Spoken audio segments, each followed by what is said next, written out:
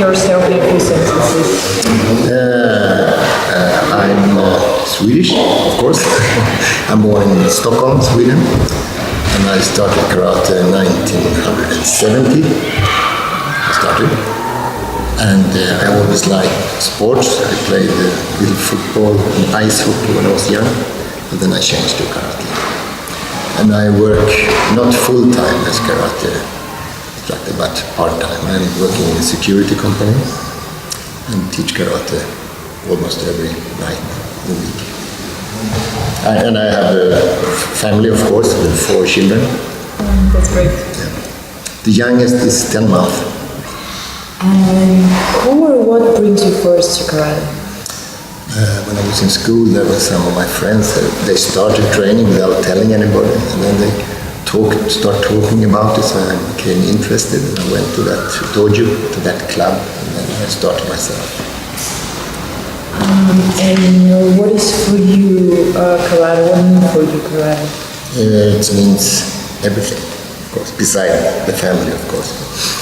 It gave me a lot of things, traveling around the world, meet people like you, in many countries, been in Japan 8 times, training, so it means a lot. What gives you karate and what karate takes from you? I don't think it takes so much. Maybe when I started training there were a couple of friends, but some of them stopped, but I continued, so maybe I lost some friends on the way because I was very focused on training. It doesn't matter if it's Sunday, Saturday, Christmas, I was training all the time. So maybe I lost a few friends, but the real friends I still have, of course. It's worth it. Yeah, absolutely.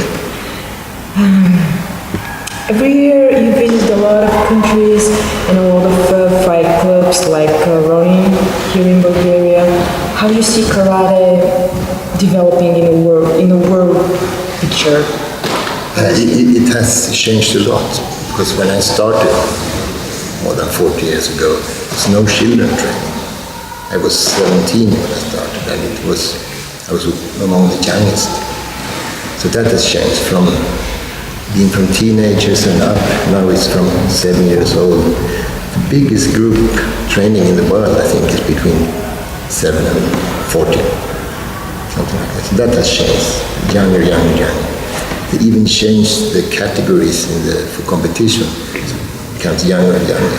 Before juniors was about 18, now juniors are 16. So, do you think this is good? Yeah, this is good, but it's hard to keep teenagers in training. Yeah. So many things happen at 14, 15 years old. Schools, girlfriends, computers, or whatever. So it's hard to keep them. That's the biggest change, I think. What do you learn about yourself during the years practicing karate? To never give up, because when you train hard, you meet a lot of challenges. It could be kumite, fighting. You can never give up.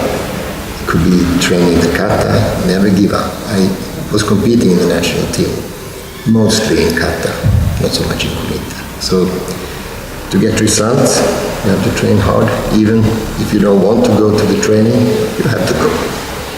So you learn to defeat yourself, or how to say. We live in a lot of different world, like it's more digital, more technology, age. Karate looks a little Asian for the normal people from the street. Do you think that karate will change closer to this technology thing, or will keep his original way of looking and of teaching and everything? Yeah, but we have to separate karate from the sports part and the traditional part. The traditional part will always survive. Sports, they change the rules and things like that, but the traditional part will never change. So I think people need more traditional karate. We have this discipline, respect for their friends training, for instructors, like different levels to go up. So I think that's important. We will never die. Which one of the masters of martial arts you admire the most? And I will say two. First, my teacher in Sweden, in Guillaume, and she is 8th dan, and he is a director for Kodokai in Europe. And all in Japan, it's Yamaguchi Saiko Shihan. He's a son of Gogen Yamaguchi, who created Kodokai, which is this market for Kodokai. So it's Saiko Shihan, as we call them in Japan, and in Guillaume in Sweden. Because they are all both around 70 years old, but still train every day. I hope I will do the same. The new generation, the new students in karate, it doesn't matter of the age. What is the good side of these students and what is the bad side? Bad side, I think it's, maybe, I don't know if it's true, but I think the people are more lazy now. When I started, it wasn't so many sports now it's so many martial arts sports they can choose from. When I was training, it was karate and judo. Now it's hundreds of different. And we focused on that. We took our bags, went to training, like we had the friends in the dojo, in the club.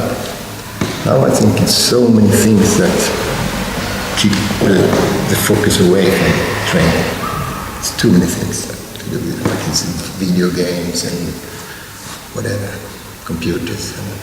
And something good? Good is they can quick get information about karate on the internet and YouTube and whatever. So that's a good thing. Yeah, absolutely. What makes you keep going, keep teaching, keep practicing karate?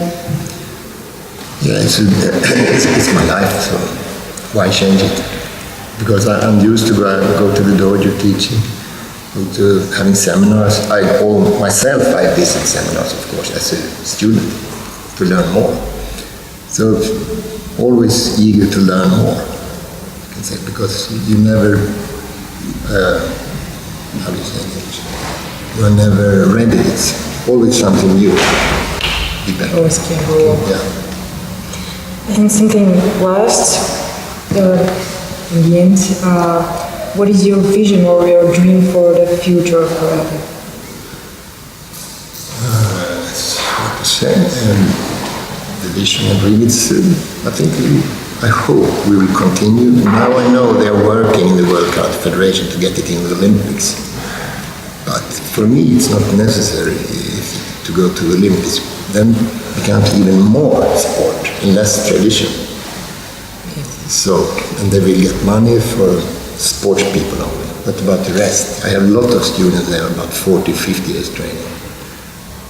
So, to keep it traditional, I hope the older instructors keep the teaching and training traditional, but give the younger students a chance to do the sport, but never forget the traditional way. Thank you very much. Okay. It's a pleasure.